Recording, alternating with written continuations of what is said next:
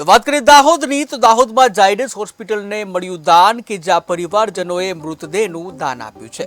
દર્પણ road નજીક રહેતા મૃતક કે જ્યાં 45 વર્ષીય ઈસમનું સારવારમાં મોત નીપજ્યું હતું। રાજુભાઈ ગરવાળના મૃતદેહનું દાન કરાયું છે।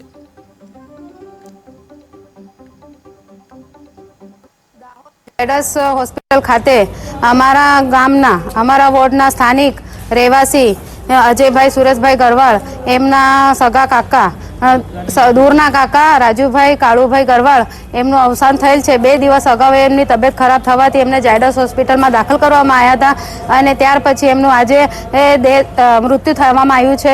અને મૃત્યુના પછી આ લોકોની પરિસ્થિતિ ના હોવાના કારણે અને ઘરના કોઈ સગાવાલા હોવાના કારણે અમારી સમજણ પ્રમાણે જે હું લક્ષ્મીબેન ભાટ વોર્ડ નંબર 3 ના કાઉન્સિલર તરીકે મારા હસબન્ડ મિસ્ટર હિતેશભાઈ ભાટને સમજણ આપીને એમને અમે આ બોડીને ઝાયડસ મેડિકલ કોલેજ ખાતે બોડીને ડોનેટ કરવા માંગીએ છીએ અને આ લોકો સંમતિ આપે છે તે બદલ અમે અમને